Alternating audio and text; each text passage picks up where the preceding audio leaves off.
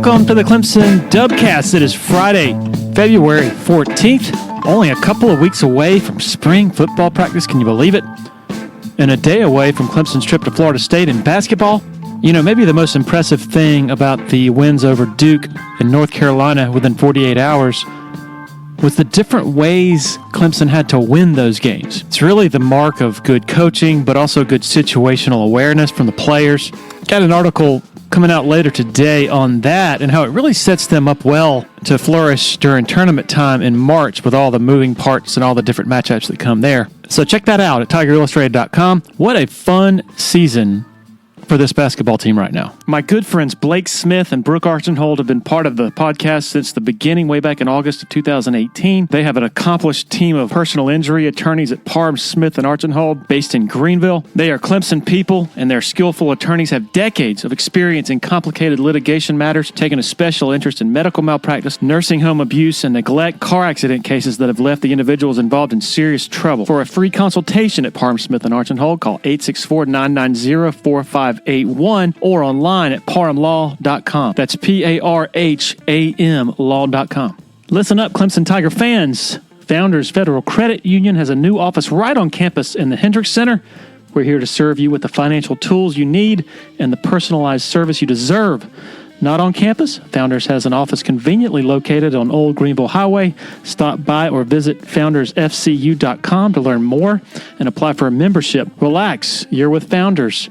Federally insured by NCUA. Membership qualification required. Celero Communications, formerly known as Tandem Payment, is a full-service integrated electronic payments provider powered by leading-edge technology. Celero provides a wide array of merchant solutions, simplified payments. They make onboarding, taking payments, maintaining risk management and compliance, and getting support quick and easy. At Celero, they're all about helping you achieve sustainable growth as a business. Taking payments isn't the only thing your business needs. With Celero's solutions, you can manage inventory, sell products and services via social media, schedule staff, track sales, get reports, and much, much more. Find out more about Celero at celerocommerce.com. That's CELERO commerce.com.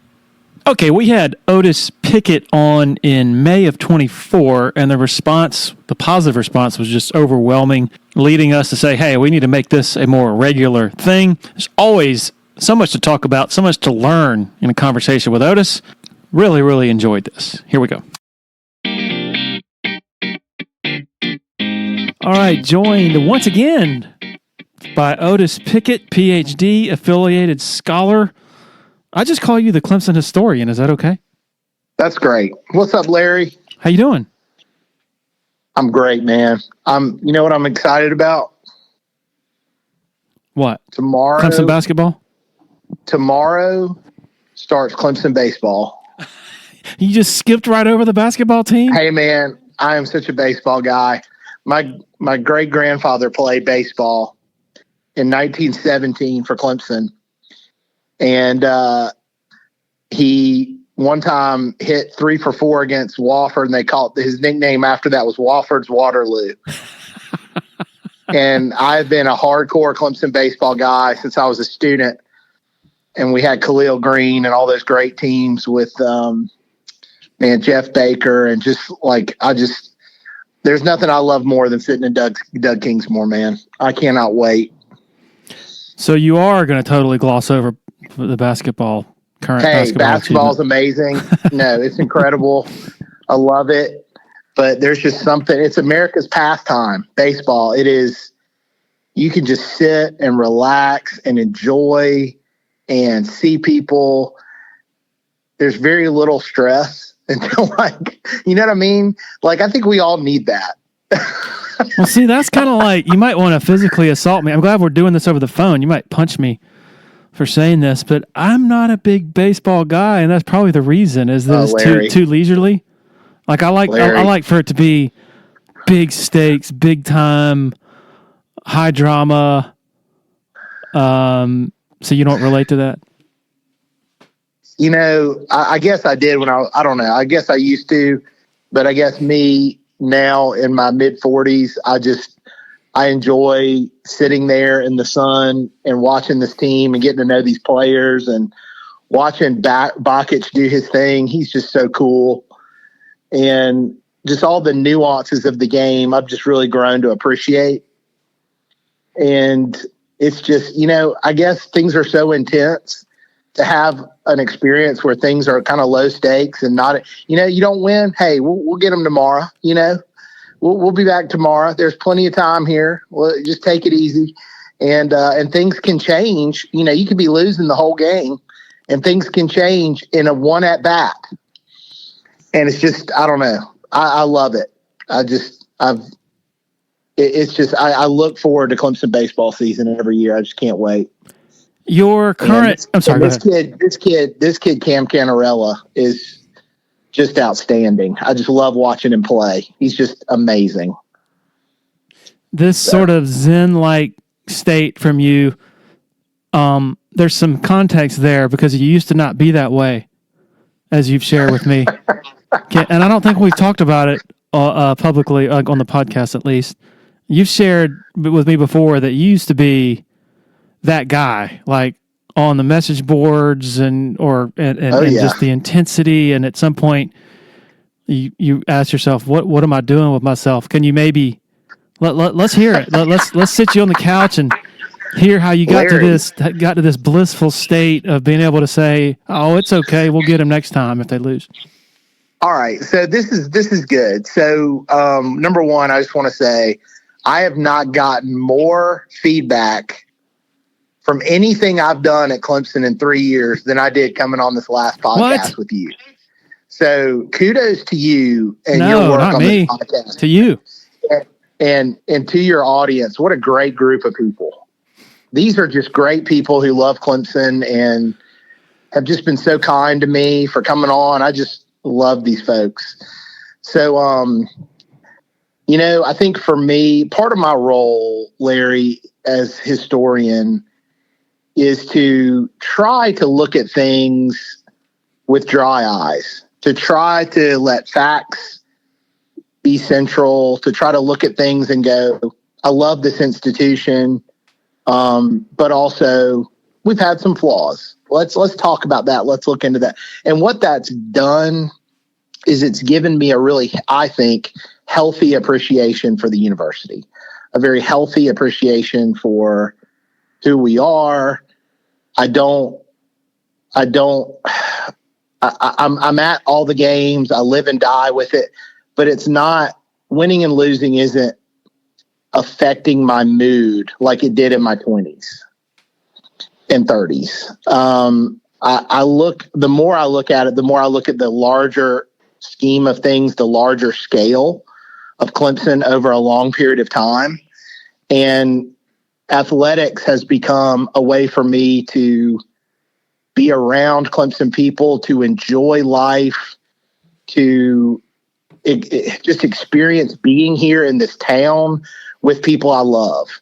And I'll never forget going to the Clemson, Alabama Sugar Bowl. I think we had, I think this is like, what year was that, Larry, where we lost to Alabama 17. in the Sugar Bowl? Yeah. And I'm sitting on the other side. I got tickets with a bunch of Bama fans. And they're just beating us. I mean, they are beating us bad in that game. And I think they were up by like 2 or 3 touchdowns. I think it was 3 touchdowns. And this Alabama cornerback dropped an interception. And these fans around me just absolutely lost it. I'm talking seething. Their wives are like embarrassed by them, like they're just losing it. And I'm just sitting there looking at them going, you have spent however much money to come here. You brought your family, and you are probably, your blood pressure is just probably really super unhealthy because of the stress and anger you're expressing, and you're up and you're winning. And it's a 19-year-old. It's a 19-year-old who just dropped the ball. You're going to win. It's okay. And I wanted to console them. And I just promised myself at that time, I want to enjoy athletics. I want it to be an enjoyable experience. And if the joy is robbed, I've probably got some kind of unhealthy relationship going on. And so, anyway, that's just my own personal. And baseball gives us that the stakes aren't as high, really until later in the season and the ACC tournament, the NCAAs and all that. The stakes, you can drop a game here or there, and it just isn't. I kind of like that. It just makes it more enjoyable for me. So that Sugar Bowl was the pivot point to enlightenment for you? Oh, yeah. Well, also, too, we had a daughter in 2016 in the NICU.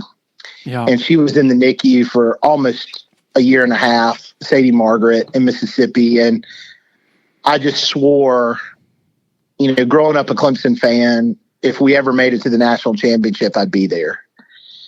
And, I'm sitting there in that first national championship when we're playing in Tampa Bay, and I'm watching it with my daughter and the nurse who's caring for my child at home, because we had a home live-in nurse. And my daughter and I are just going crazy, jumping up and down. The nurse, who was a Mississippi State fan, was trying to process all this. And my daughter in the other room, I could hear her oxygen machine going off. She was having trouble breathing, and her lungs were riddled with cysts and all kinds of stuff. And I didn't regret not being there, and I don't regret it, because I should have been home with my daughter. And it just freed me. It freed me to go. If you get to go, what a blessing. But if you don't, I can enjoy that other people are enjoying it. Does that make sense? Yeah. So I took a lot of joy in seeing my friends jump up and down, and I know that was one of the greatest highlights of many of our lives. But I've taken just as much joy, I think, from seeing others enjoying it in that moment. So anyway, that just freed me. And I think until my 20s and 30s, I was on all the, I subscribed to all the recruiting stuff. I followed it all daily. And I think a part of it was grad school. I was writing and doing historical research, and I just didn't have time anymore once I got into my 30s. And but what's great is kind of coming back here and living in Clemson. I'm able to be neighbors and see these coaches and see these players on campus, and the coaches' sons. We're all in the same basketball rec league. We see each other out everywhere. And so it's really, this whole athletics thing has humanized it. When you're with people and you're doing life with them and they're in your community, they're humanized in a way that I think when we see folks on a field, they're very distant. And the critiques that we level might be more measured if we thought about these folks as oh, he's a dad and has a son who's playing in rec league. It's just, it's been a benefit of living here, seeing that. And hey, shout out to my buddy, Boomer Saya and Tom Reese and Ashley Ontal, the coaches of the women's tennis team, who beat the University of South Carolina and got their first state championship this week. I'm so proud of them, man. They really got it rolling over there. Talk about a great coaching staff. Boomer Saya, what a great name too. I mean, if your name's Boomer Saya, you're going to do great. You know what I mean? Never known a boomer not to do, someone named Boomer has always done very well. based on extensive statistical research. Boomer Esiason, right? All the, every boomer. So anyway, he's awesome, and Tom is amazing, and so is Ashley. They're doing really, really great work, and I'm just really proud of that team. And I think our men's tennis team won against Carolina as well. So, can you tell folks more? I mean, I feel like we're not doing the story of your daughter Sadie Margaret justice without sharing more, if you don't mind. Yeah. So Sadie was our fourth child. She was born in She was born premature at 25 weeks. She was basically a pound when she was born. And she was born she had no amniotic fluid, so she was not breathing in fluid into her lungs. And when you do that, that fluid helps your lungs develop. And so she did not have the opportunity to breathe in that fluid. And so when she was born, her lungs had cysts in them. And we spent, several months in and out of the NICU. Well, not really out, mostly in the NICU. And any NICU family who's ever had your child in a NICU, it's like a fraternity. Only a NICU parent can understand what it's like, even if it's one night, to go home and leave your child in the hands of strangers. So you have these nurses, you have these doctors, and you have to go home and sleep because you can't stay in the NICU past a certain point, and you just have to leave. And there's no kind of walk or anything I can describe like leaving the hospital and walking to your car and driving home, and your child is not in the car. And, and it's just, it's a feeling I can't describe of hopelessness, not necessarily hopelessness, but powerlessness. And you're just trusting that these nurses that you don't know are going to care for your child like you would. And so, man, she was in that NICU for almost a year. And it was just a daily, minute by minute battle for her life. She, about 6 or 7 times, we would get phone calls at 2 or 3 in the morning, and the doctors were saying, "Hey, y'all need to come up to the hospital and say goodbye because she's probably not going to make it."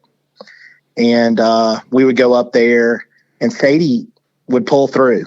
I mean, she was a fighter. And we were like, good God, this girl, she is a fighter. And just incredible how she would come through things, and got exquisite care as well. And at her 1 year birthday, she got to come home for her birthday and Christmas and be with the family. But we had a full-time round-the-clock nurse at the house. We had all this equipment at the house. She was on like 14 different medications that my wife had to, give her throughout the day. And she also was on a feeding tube. And so all this stuff. And of course, we're in Mississippi. And I'm going to tell you, man, we don't have a whole lot of family there, but that state and those folks in our church and folks in that state just rallied behind us like I've never seen. In our, people were, I don't think we made a meal, Larry, for a year.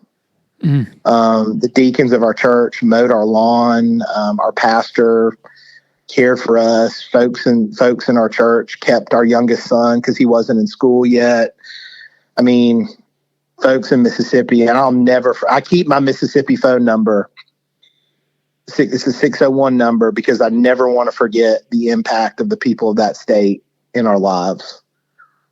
And anyway, it's a lot for folks to hear, but she got worse and worse and worse. She was having seizures, and that her lungs could not support her as she continued to grow.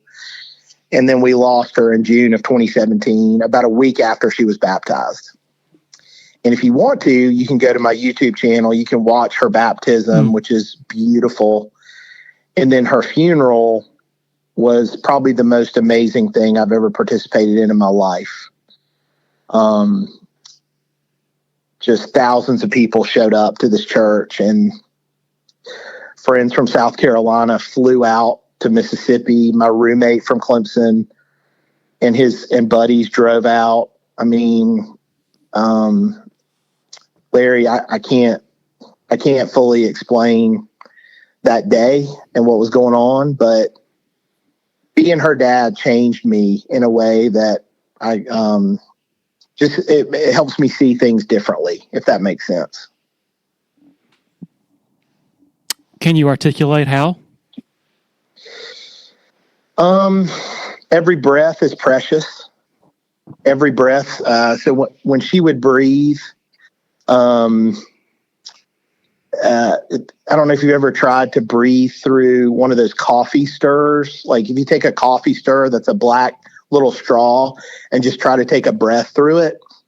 The doctor said that's what every breath for her was like. Every breath. And at this time, right before we had Sadie, I was probably speaking once or twice a month. I'm talking all over the country.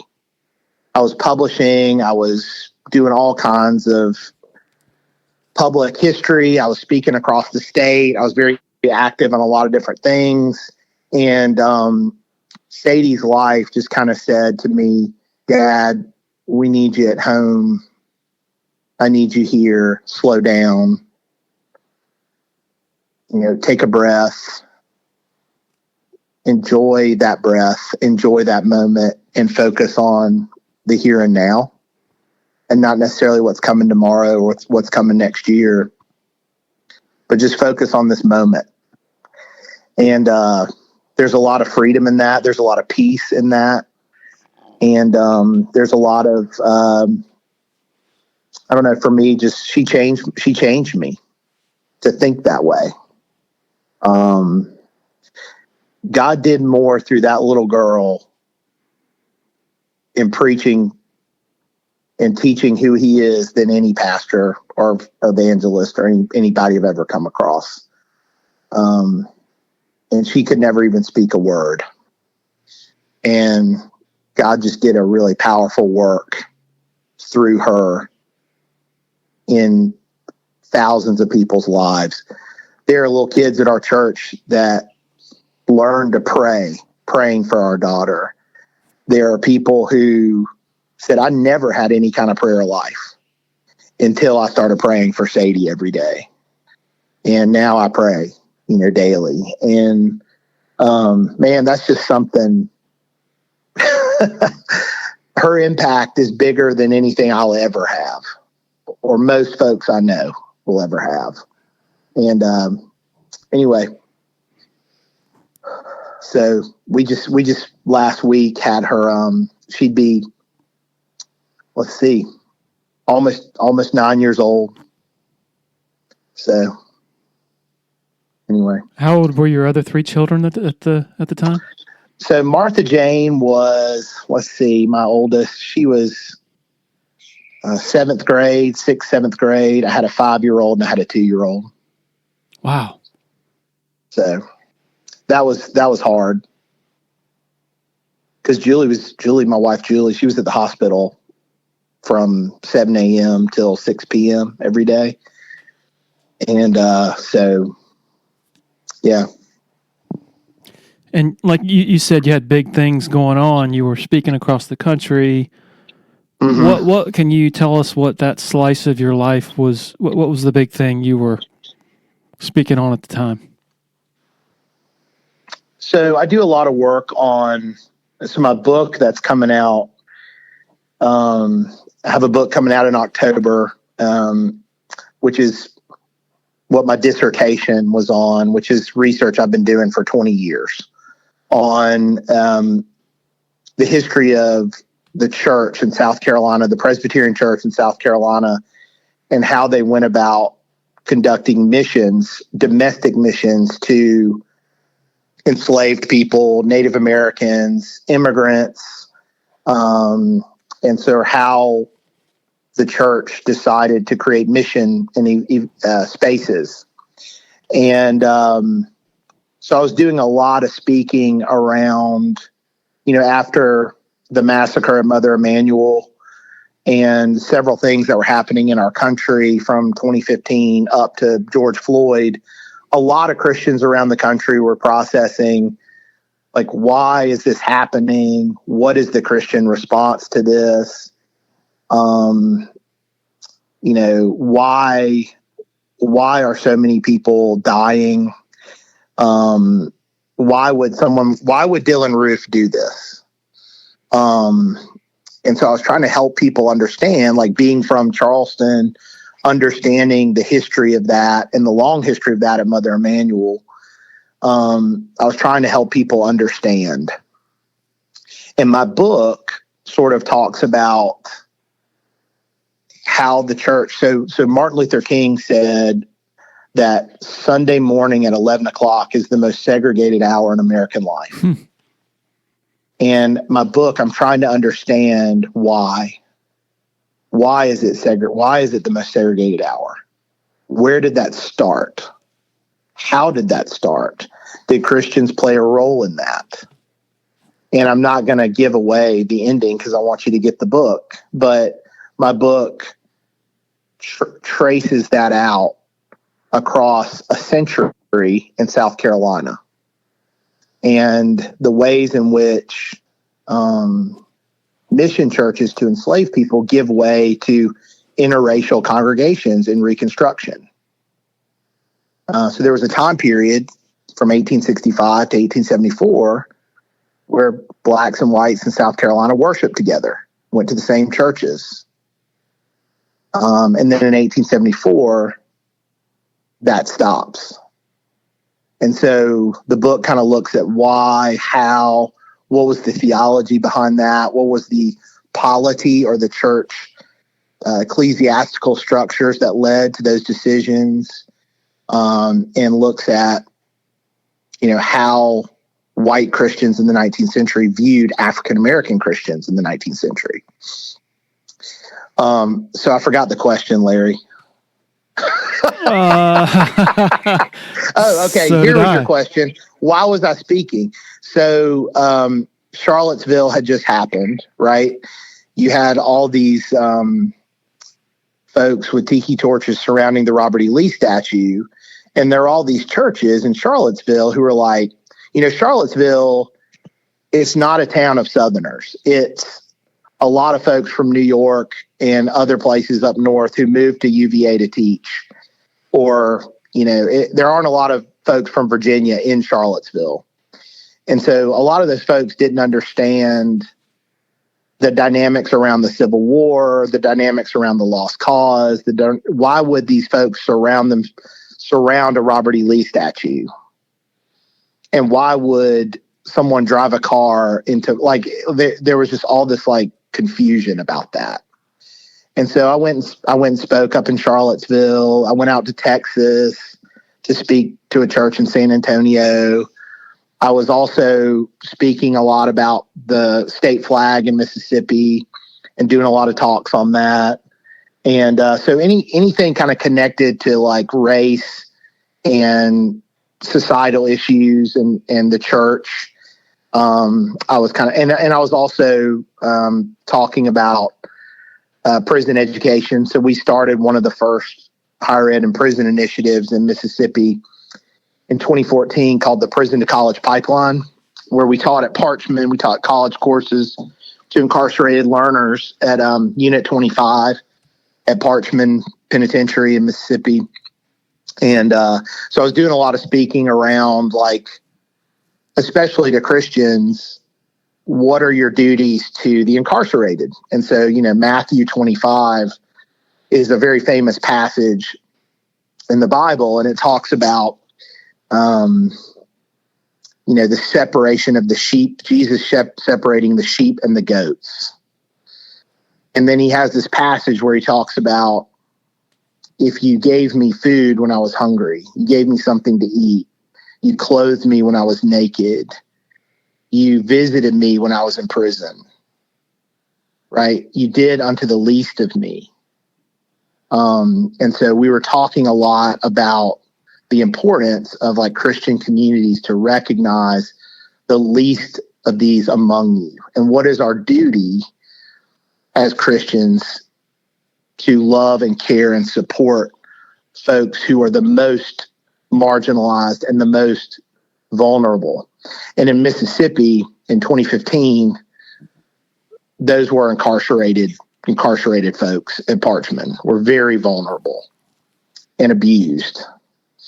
And And so anyway, I was doing a lot of talking about that around the country. And, you kind of, you're in graduate school as a PhD student, you're in graduate school for 7 years. You're excited, you're chomping at the bit to get out and to use your research and use your work to make a difference in society. And you just get excited when you get invitations to go different places. And you're like, wow, the stuff I'm researching and doing, like, it's resonating with people. And then the more you do it, the more you want to do it, because you love the feeling of like, hey, audiences really like this. They really like, and it's making a difference. And I think I got to a point that was becoming more valuable to me than other things that should be more valuable. And so Sadie's life gave me perspective as I was entering into my mid-30s of like, hey, you can go out and care for the vulnerable among you, but like your chief priority is to care for the vulnerable in your own home and your family. And I think my family would say I've done a pretty good job as a dad, but it was just kind of self-examination of like, what are my priorities? What am I prioritizing, and how is that getting played out? And, I don't think it was hard on my family to travel, the travel I was doing and the speaking I was doing, but I was looking at it going, I think I can spend more time at home. And so what it means is just prioritizing those trips more in terms of picking one or two a semester as opposed to one or two a month. That's a long, meandering answer to your question. That's the beauty of podcasts. We went deep quick, Larry. I thought we were going to do more like. How about that baseball team? Hey, yeah. How about that baseball team? Well, what's the title of the book? We've buried the lead here. Okay, yeah, it's called Southern Shepherds, Savage Wolves. Wow. Presbyterian Missionaries and Race in South Carolina, 1802 to 1874. So it's a long title, but it's an academic book. It's a book that for historians, it has to go to an academic press and be peer reviewed. And we've been going through that whole process. And shout out to Clemson, man. They've given me time to work on my book. They've helped support the book financially. So it's going to actually be free to download because of Clemson's support. And I can't thank Clemson University enough. I mean, it's just amazing. Their willingness to support research and support folks doing research. And anyway, I'm just really proud in a variety of ways to be a Clemson Tiger. And a lot of people should be proud of the academic work that's happening at Clemson and the depth of research that's being done that I'd love to just highlight more to our fans and folks who are really involved in athletics. Like, you should be really, really proud of the academic university and our growth in research in the last 20, 30 years. It's unprecedented in Clemson history. It's something that Dr. Poole and Dr. Edwards would look at and just marvel what we've become in the 21st century. And this administration has really invested heavily in that research. And it's really an amazing thing to see and be a part of. You mentioned the forces that sort of re-segregated some of the church congregations in 1874, did you say? Mm-hmm, mm-hmm. I mean, pretty obvious, Reconstruction, all that. Right. What's fascinating is what were the forces? Larry, it's not, I wish it was obvious. It's not super obvious. Okay. Because Reconstruction is one of the most misunderstood time periods in American history. It's something that an education in South Carolina, if you were educated in South Carolina in the 80s and 90s and even early 2000s, it's likely that your understanding of Reconstruction is limited to what historians call a Dunning School interpretation. That was, you probably learned about scallywags and carpetbaggers and how terrible the federal government was to South Carolina. But it's really much, much more complex than that. And there's been a lot of great research that's come out in the last 20, 30 years that has highlighted South Carolina's unique role during Reconstruction that is really incredible. And so I want to say all that to say Reconstruction is incredibly complex. And it's also an amazing time period to study. And you can't really understand the 20th century, really, the civil rights movement, segregation. You can't understand any of that stuff unless you really understand Reconstruction. And so I want folks like who think they might understand Reconstruction to maybe, look at Thomas Holt's work on South Carolina or Eric Foner's work on Reconstruction. There's just a lot of really great stuff out there. And South Carolina is really unique in the nation during that time period. And so the church experience reflects that. I guess the question would be, the fascinating topic would be how in, what'd you say, 1865 various churches were integrated, and how, like, numbers, give me ballpark numbers, where, not when, but where, maybe more insight into how that took shape. So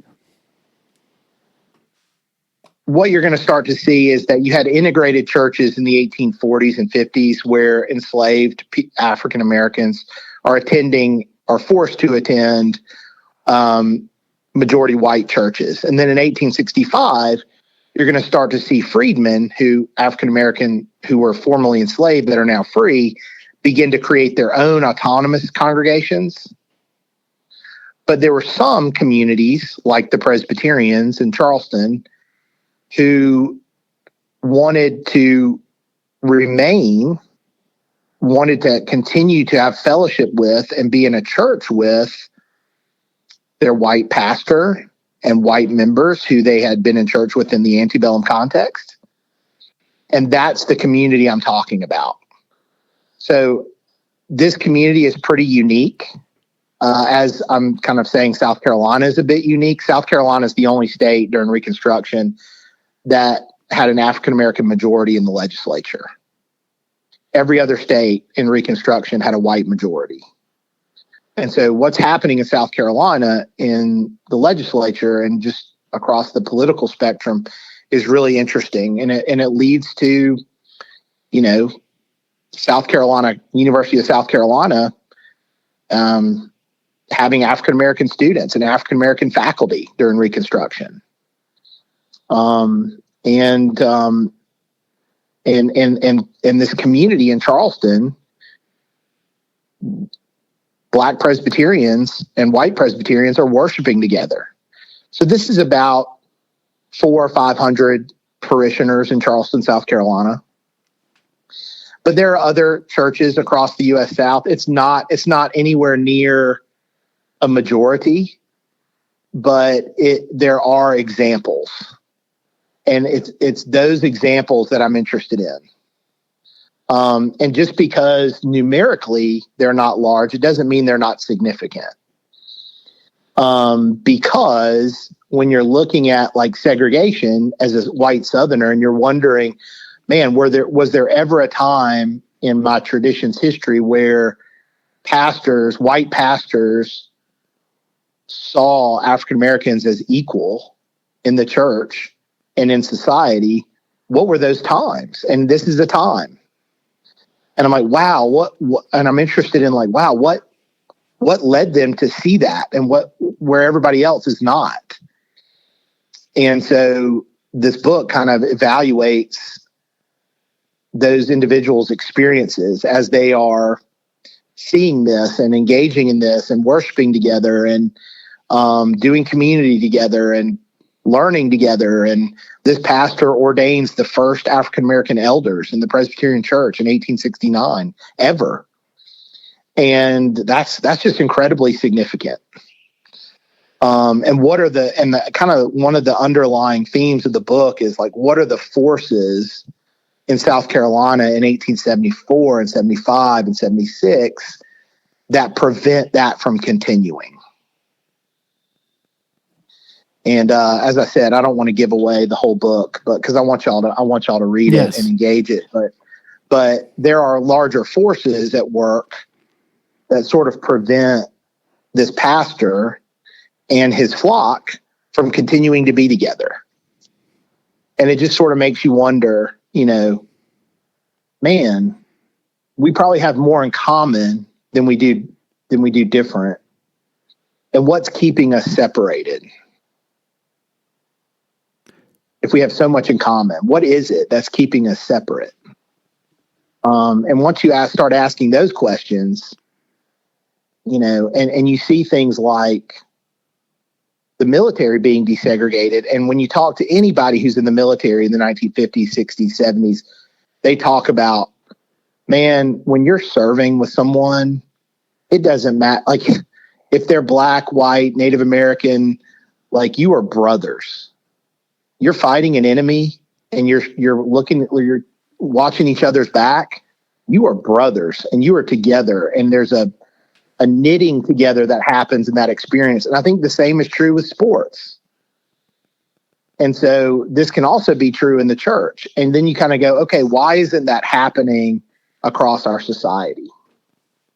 If it can happen in those contexts, why isn't it happening? And what forces are keeping that from happening?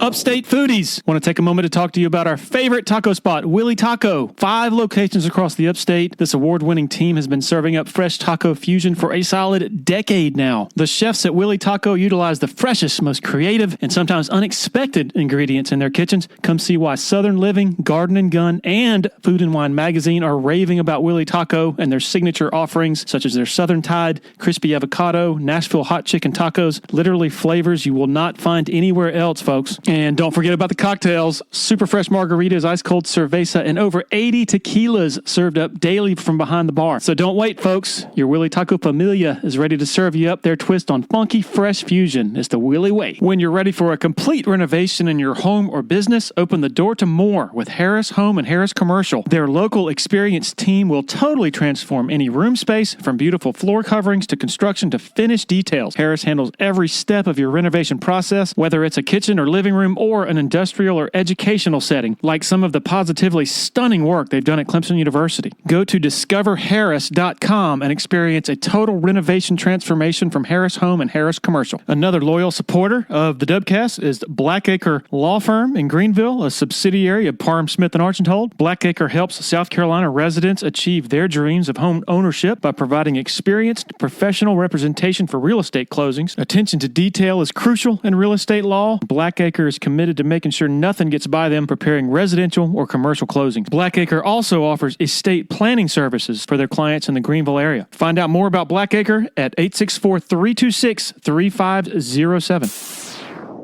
You mentioned the Dunning School of History sort of dictating the more sanitized and non-controversial version of history. In this. Go ahead. Well, the Dunning School, it's not that it's more sanitized. It's, there are historians that are part of the Dunning School that did a lot of research and uncovered a lot of data. But they were many of those scholars that are writing Reconstruction histories of, for instance, South Carolina or North Carolina or Alabama, they were from those states. And they grew up being impacted by the policies that came out of Reconstruction. And so that is going to color how they interpret that history. And so they're not thinking about or writing from the perspective of what Reconstruction meant for freedmen. They're writing it from the perspective of what it did to white Southerners. And so scholars that have come along later have taken some things from the Dunning School. They're like, yeah, that's true and accurate.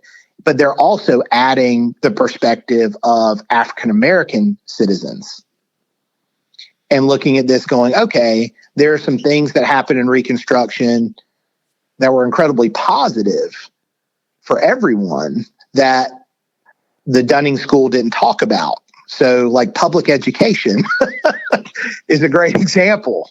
Public education comes to South Carolina through the Reconstruction legislature. And regardless of your views on public education, I'm sure some of your listeners have students in private school or charter schools or home schools or public schools. I've learned that every child is different and every child needs something different. And all those different things can be great. I have one child in a public school, I have another in a charter school, and I have another in a private school. All three of my children go to different kind of schools because they have different needs. But I think we can all agree that public education is good for a society because it teaches your entire population to read, write, do basic math. And when all those individuals can do those things, it's less that the society then has to invest in an adult who doesn't have those skill sets. And so all of a sudden that larger base of your society can become laborers, can become workers, can become people who can pursue a career, can do and grow and do things. And so public education is a really, really good thing for our society. And by the way, like that's been proven from, one great example is, the 1640 Act in Massachusetts that helps develop public schools, and then the Northwest Ordinance that helps lay out public school systems for the Big Ten, those states that are part of the Big Ten. And two of the greatest, conferences or, areas for educational growth and research in the country are the Ivies and the Big Ten. And so they've been investing in public education now for 2 centuries or more. And we've only been investing in it in South Carolina since Reconstruction. But the more you invest in public education and support it, the better off your society is going to be in the long run. And so public education comes out of Reconstruction. There are also a lot of like infrastructure investments and investments in railroads and rights for women that come out of Reconstruction policies. And so just a lot of that was not talked about by the Dunning School, if that makes sense. So it's not necessarily changing the Dunning School. It's adding to the interpretation by looking at research through a new lens or uncovering new research. Wright Thompson, who is it's almost an insult to call him the best sports writer in America. Is it? I mean, because he's more than that. It's right. He's more exalted than that. Yeah. He's more than just a sports writer, I guess is what I'm trying to say. Yeah. Yeah. And the latest evidence of that is in his tremendous, breathtaking book, The Barn, the Secret History of a Murder in Mississippi. It's about the murder of Emmett Till. Wright is from Mississippi, grew up in Mississippi, never even heard about Emmett Till until, I guess, after college. And in the book, he seems pissed off about that. And rightly so. It's just, the question is just why? I mean, I would make the case that the actual history is so much more interesting, even in middle school and high school, than whatever. Yeah. You're talking. I mean, it's so interesting whether it's Civil War, Reconstruction, or whether it's the history of immigration in America. I mean, fascinating. Just the waves of immigrants. Over the centuries, and how each new wave was, demonized and treated poorly by the previous wave that had been treated that same way before. Right. The American West, the frontier, is just incredibly interesting. I don't know. I don't know what I'm trying to say here, but just seeing Wright Thompson write that. I think you're trying to say that. I think you're trying to say that truth is a good thing. And that when we try to cover up truth, it ends up hurting us. Yes. There's a great phrase, the truth shall set you free. And I think people are afraid of what the truth will do because it will uncover and be difficult to deal with sometimes. But what I saw in Mississippi in 15 years was you cannot hide the truth there. It is so blatant and in your face. There's no way, if you tried to hide it, that you could. And so Mississippi just said, we're just going to be open and honest about it because you can't hide it. And it led them to create the first publicly funded civil rights museum in the country. And it's one of the best civil rights museums in the country. It's incredible. It's in Jackson, Mississippi. And what that's done is it set them free. And in setting free a society, it makes it attractive to people.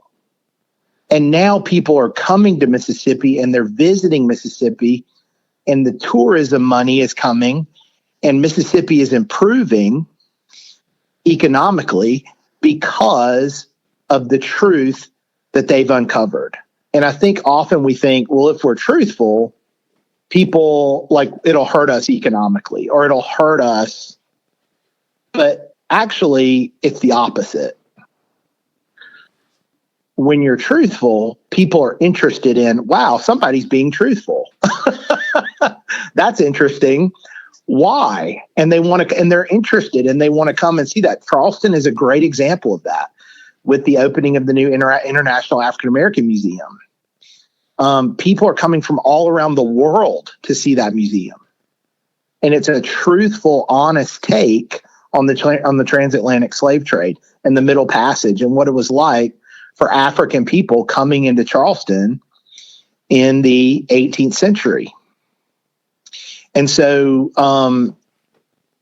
Wright Thompson, by the way, we had him come to Clemson and speak and talk about that book. And I think he is voicing a frustration that many white Southerners can apply to their own local context, which is there was something that happened in your town that no one ever talked about. And you would ask questions about it and folks would say, don't talk about that. And then you grow into adulthood and you have access now to research that can make it easy for you to find out what happened, what actually happened. And then it causes you to question what other things happened that I was not told about, that I did not know, that people who I thought were upstanding, wonderful people were involved in this. And that's what I think Wright is kind of realizing and coming to terms with in his book, but does so in a very powerful manner, discussing both history, geography, a sense of place, a sense of community and family over a long period of time. And he's so eloquent in how he does it. But I think there's some part of every Southerner that has had that experience. And that's why I think, and not just Southerners, by the way, this is true across the nation. And so does that get at what you're trying to tease out there? Totally. And in my case, I've lived in the state almost my whole life. Lived in Clemson since, I guess, for 20 years. And it took me until my early to mid 40s before I learned about, the deeper story, the Harvey Gantt story, all the stuff he endured. I had to go to Iowa State, right, because he couldn't go to a school here, then had to take it all the way to the Supreme Court. That's, to me, at least, I should have learned that long before, my 40s, and I shouldn't have had to do it out of my own curiosity. And third of all, that makes you better. It doesn't give me a more negative view of the university. It just makes wow, what a story. What an amazing story. Yeah. and every administration is wrestling with its own context as well, Larry. And so, like, it's not the administration's job to tell the history, right? And so I'm glad you raised this, because I think it's the job of historians to do this. And what I love about Clemson is that they've said, we think we need to tell our institution's history better. And so they've hired a full-time university historian. They are growing their archival staff. We now have a university archivist. We're going to have an oral historian. We have a director of historic properties. We have the work of Rhonda Thomas. We have the work of Jimmy Mullinax and the military heritage folks, the Clemson Corps. We have so many amazing, the graduate school is celebrating their 100th year of history at Clemson. And what I'd really love to see is Clemson, and this is something we're working on, is develop a Clemson history museum. And let me just give you an example of why this is important. For the first time in 156 years, Larry, we have brought home the will of Thomas Green Clemson back to campus. This would be like the United States not knowing where the Constitution was, or knowing where it was, but not having access to it every day, the original document. And now Clemson, our Constitution, our founding document, is home in our archives. We can look at it. We can study it. We can look at all the little details of it. We can look at Richard Wright Simpson's handwriting. We can see all the little important provenance of that document that helps us better understand how to be Clemson. And then my dream is to have a museum where that document can be on display for every Clemson person to walk in and bring their children to see it and point it out to them and say, that's the document that started this whole thing. And that's what I want to develop. But we found Thomas Green Clemson's horse carriage.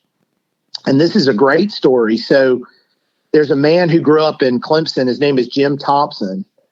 And Jim now lives in Isle of Palms. And when he was a child growing up in Clemson in the 50s, there was a Clemson museum in Sykes Hall, which was the old library. And he would go in there as a child, like on field trips, and the carriage of Thomas Green Clemson had been put in the museum. And folks could see it and touch it, and the teachers would talk about, folks used to ride around in carriages, and it was really hard to get from Clemson to Pendleton and it just helped children understand, who had never seen anything but cars, like, wow, people used to ride around in horses. And so the carriage was in a carriage house over in Pendleton, and Jim saw it. And he said, Otis, I want to give you some money to have it restored, and I want it to go in the new museum. And so, Larry, he gave us half of what it's going to cost. We're going to match it. And we found an Amish community in Ohio that is going to restore, they still ride in carriages. And they're going to restore this carriage back to what it was when Thomas Green Clemson rode in that thing over to the Farmers Hall in Pendleton to give a lecture. And that's going to be on display in the museum. We're also going to talk about Fort Hill as a plantation, what it was like when John C. Calhoun lived here, who all lived on this plantation, hundreds of enslaved people, the Calhoun family, his wife, Floride. What was that like? What was the land like before we were a university? We're going to have a room dedicated just to the cadet experience. I've got a uniform from the original class in the first class is 1893. We open in 1889, but the first class doesn't come till 1893. And I've got a uniform from 1893, the very first class. with almost all of the buttons still there. We've got a room we saved from Johnstone, which was built in 1955 with the intention of it being military barracks. And we've got many of your listeners probably lived in Johnstone. We saved one of those rooms, and one of the rooms in the museum is going to be a recreation of that room that you can come in and see and bring your children and say, this is what I used to live in. Right? With gun racks, literal gun racks. I moved in 1999 to Johnstone E, and my closet is a gun rack. Are you serious? Yes. Yes. Oh, wow. And so so we're going to tell that military story. Then we've got all this amazing stuff from Harvey Gantt and desegregation and the Edwards administration. We're going to have a whole room just dedicated to that. A whole room dedicated to the history of the tiger paw. It's just going to be this amazing, and I want your listeners to know, I want this to be a part of your game day experience, especially if we've got like a 3:00 kick and you get there at 10 or 11 and you got an hour to kill. Bring folks up to the museum, get something to drink, sit on the porch, reconnect with other alumni, and bring your children so they can see all this history, because we're more than just athletics. Athletics is a huge part of our identity, but there's so much more. There's so much more. And I want folks to experience that and see that in a tangible manner. And what I think that'll do is it'll familiarize our entire alumni base with all of our history. And so when something comes out that we haven't heard before, whatever, it's not as shocking because we've all been studying it for years at this point. And so that's my vision. That's my dream. We've got architectural plans we're working on. I'm fundraising for that. If that's something you want to give to, I need help. So Brian Cisco is my development officer. He's helping me fundraise. We've got a fundraising website. I can send you a QR code if you can put it up somewhere on Tiger Illustrated. Yes. And my vision is this is a museum that belongs to all Clemson people. And so when you come on campus right now, there are two issues: parking and access to buildings. And a lot of alums that I give tours to are frustrated because, like, hey, I want to go see my professor, or I want to go in this old building, and they're locked because they have the key cards that they put in for COVID. And so what I want to do is have a museum that's always open to Clemson people and the public. And then you come in and then we can have one of our staff escort you to the building you want to go in. We can make a phone call over there, or we can email someone over there and say, hey, we've got an alumni who wants to visit Hardin Hall, or wants to go over to the P&A, or wants to go over into Riggs. Can we bring them over? And folks can expand their tour from the History Museum over to a building that they have a historical connection with. And I want to be that kind of I'm calling it the front porch of Clemson University, where folks can visit, mingle, learn, process, talk. We'll have restrooms. So that's a very key part of like a game day experience. We'll have something to drink, and then come and bring your family to see this history as a part of the game day. And so, and think about it at homecoming. If you're going over to see the floats on Bowman, or Dr. Reel would say the displays on Bowman, you're going to walk right by our museum, because our museum will be in the old trustee house right next to Fort Hill. And what a great place to stop on your way to see the displays and take a few minutes and say, what's new? What kind of new exhibit does Otis have? What are they talking about? Have you seen the wheel before? Have you seen this carriage? Have you seen this room? And it's free and open for everybody to just come learn. And another thing, Larry, is we're getting a lot of students from around the country. We're getting a lot of faculty and staff who are attracted to come to Clemson from big name institutions now, and they don't have the first clue about the history of Clemson. And I want all of our students and faculty and staff and administration to know this history. and to know where they're coming and the significance of it. And so that's my vision. I want everybody to be passionate and love our institution. And I think the more history you learn about our institution, the more you'll love our institution, if that makes sense. It does. Our warts and all, because there are some warts, right? But when you learn about our warts, it helps you love and appreciate all that we've gone through. Not everything's been perfect. But when you look at how Clemson has navigated imperfect situations and done so imperfectly as human beings, it gives you confidence every day to be like, hey, I can navigate my day, and I'm an imperfect human being, and I'm going to make some mistakes, and it's okay, because I'm just going to try to get better the next day. And Clemson, that's what we're trying to do. We're trying to get better every year. What's the website you referenced where people can go to donate? So there's a website. If you visit clemson.edu, there's a website called Clemson Historic Properties. Okay. Mm-hmm. And let's see, let me get that, pull it up real quick. All right. It's www.clemson.edu about/history/properties. Okay. Okay. And it talks about our properties, and there's a drop down menu there that you can give. And it says give. And donate online. And there are a variety of different places you can donate once you go to that website.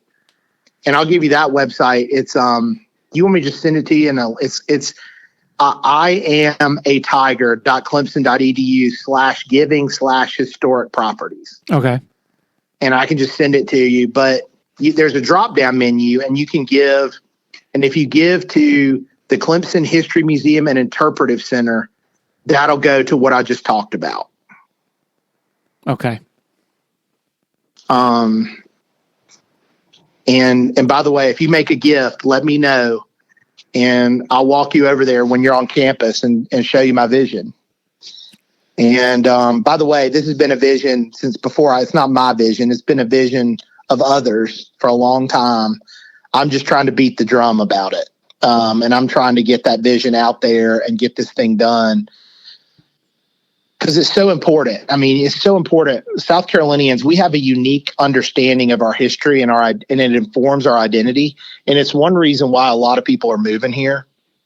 They're moving here because we have a sense of self. We have a sense of who we are. We have a sense of where we come from, and that informs where we're going. And for so many Americans, they have no idea. They have no idea who their family is. They have no idea what their family did 100 years ago. They don't know the history of their place. And they come to South Carolina, and we're all about all that. And it informs who we are. And that is very attractive to people. And I think if we don't protect that identity, that sense of who we are and our history, we're in danger of losing it, and in danger of becoming something that may or may not be Clemson. Ohio? I'm just joking. I'm not saying that. I had to throw that in there. But like, think about it. Like, Clemson is now a top research university in this country. And we've been a top 20 public university, and we are a top. And so you're competing now with the top. And there's probably going to be, as you're a faculty or staff or administration person coming in, what do we need to do to be the UVA or to be, the UNCs or to be these top research schools? And if you study our history and our identity, the question might change. The question might change to, how can we be the best of who we are? How can we be Clemson and be the best at being Clemson? And that might lead us to innovative ways of thinking about leading, rather than just reflecting what other universities are doing. And I think that sense of identity and sense of place and sense of who we are can give you insight into this landscape of higher education that can attract students and attract faculty in ways that are distinct and unique. Does that make sense? Absolutely.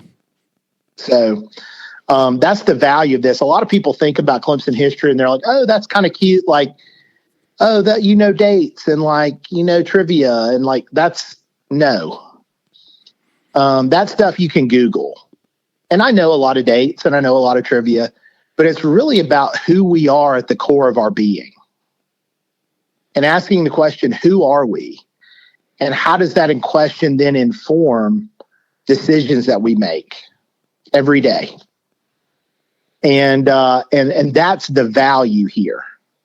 And if you come to work for Clemson and you don't know about Thomas Green Clemson's will and his legacy, you're not going to make a decision that's going to be in line with that will. Or you or if you make a decision that's not in line with it, you need to be thinking about it and at least wrestling with it. And so that's why history is so important. And I think in some ways we've kind of lost that in our society. And I'm trying to bring it back. I'm trying to be like, let history kind of inform who we are and decisions we make as a society, because it's really, really important. Well, I'm going to make a donation, and I'm going to take you up on the offer to give me a tour. Yeah, man. I'm looking forward to it. I'd love it. I'll take you over to the site where we're looking at it. We've got some really neat plans that have been drawn up, and we've got some marketing materials now I can share, and it feels every day it feels closer and closer to happening.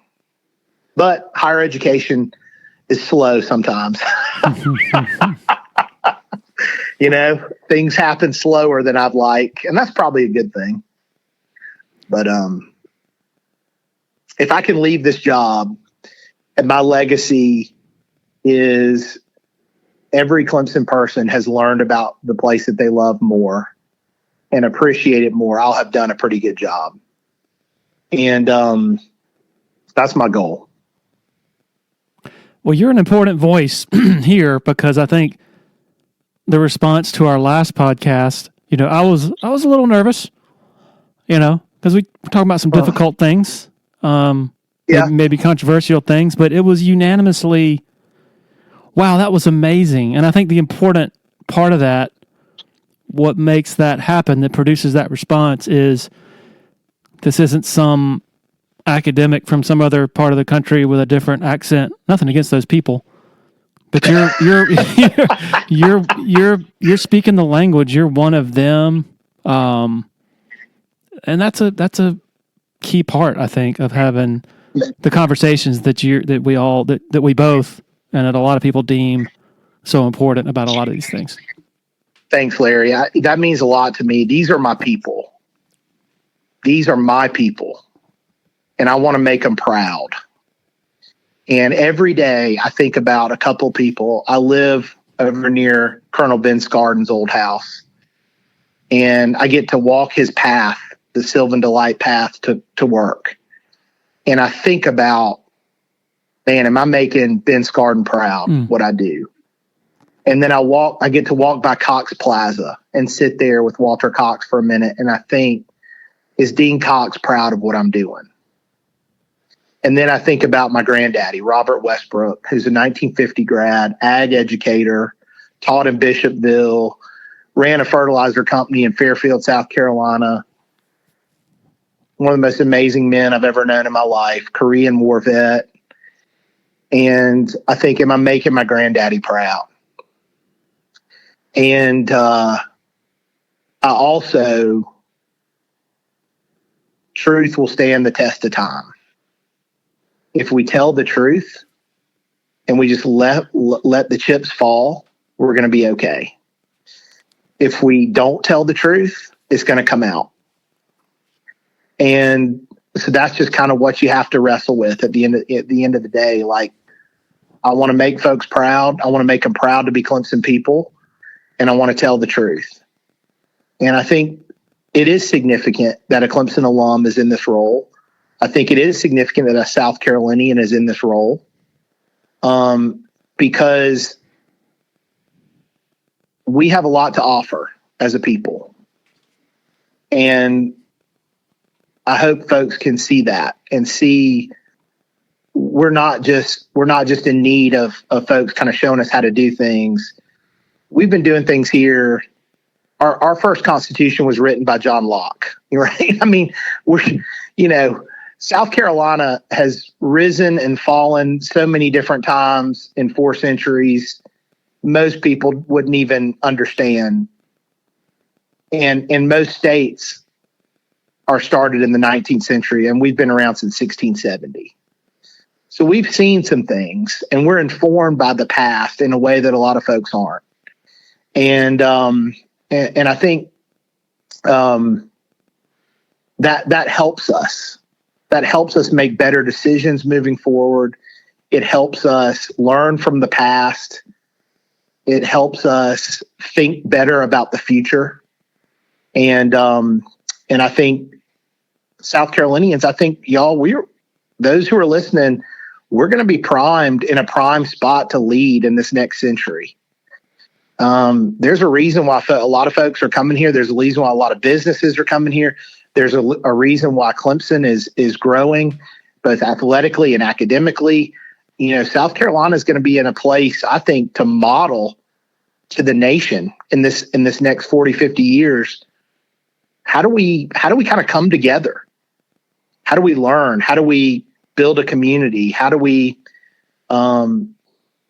look out for each other? How do we invest in the things we need to? And so I think we have a really great opportunity in this next century as a state to lead. And I think Clemson is a vital part of that leadership. And so I want us to be known. I want Clemson to be known as an institution that leads other institutions in how we think about our institutional history. And by the way, we're already doing that. Dr. Thomas's work on Woodland Cemetery is nationally well known. Every university, not every, but a lot of universities have cemeteries. But very few universities have really thought deeply and invested in how do we interpret this? How do we care for it? How do we engage it? And Dr. Thomas's work is leading nationally. Our work on how we tell the story of our military is leading nationally. And by the way, we've had 3 university historians, and most universities are just hiring their first one. And just beginning as of like 2016, 2017, to really take their institutional history super seriously. And we've been doing that since the 60s. And so I see us as a regional, if not national leader in how you go about doing institutional history. And by the way, the archives are a huge part of that. Clemson libraries are a huge part of that. Our history department's a huge part of that. Our historic properties, our museum partners. So there's all these things in this area that make Clemson that's a very big strength of ours. And I want that to be highlighted regionally and nationally. Well said, Otis. And we're gonna have to do this again. This needs to be a semi-regular occurrence. Oh yeah, man. Well, of course, I'm a huge Larry. I've been listening to you since way before you even knew who I was, and I'm so thankful for your work. And you do such a great job reporting and keeping us all updated, and also you're just a great neighbor and person in Clemson that I really enjoy going to get Mexican with and hanging out with and talking to. And so thank you for your really, really great work. And Clemson is really blessed and fortunate to have you. And Tiger Illustrated is, gosh, it's got to be one of the best sites out there doing what you do. By the way, we need to put out a free plug for that Mexican restaurant we went to that you introduced me to. La Veracruzana. I'm telling you, tremendous. Man. That's so good. Okay. La Veracruzana, it's probably the best Mexican place in Clemson. I don't disagree. It's on 76. It's run by these two guys. I mean, they're in there every time I go in there. And I'm telling y'all, I love Mexican food, and this is one of the best I've had in Clemson. It's incredible. So y'all need to go and support them. It's in the old Grand Mark. Old Clemson people will remember where Skins used to be. Yep. And there was a Mexican restaurant in there and a laundromat. That's kind of the area that it's in. But there's a Grand Mark condo there now. And La Veracruzana is in the bottom floor of that. And y'all need to go over there and get some food. It's incredible. I'm getting hungry just listening. Totally. All right, Otis. Thanks a bunch. That was all right, excellent. Larry. Take care, man. Another thing about that restaurant I don't think we mentioned is it's like right across the street from his house. He's able to walk across 76 to eat some fabulous Mexican. Otis Pickett, what a treasure. Clemson University treasure. Clemson community treasure. I think I speak for everybody in saying we are glad and better for his presence. Thanks so much to our sponsors for continuing to help make this happen, and also greatly appreciative of each and every one of you for hitting that play button for your interest in the podcast. A heartfelt thank you. Everybody be safe. Have a great weekend. Cheers.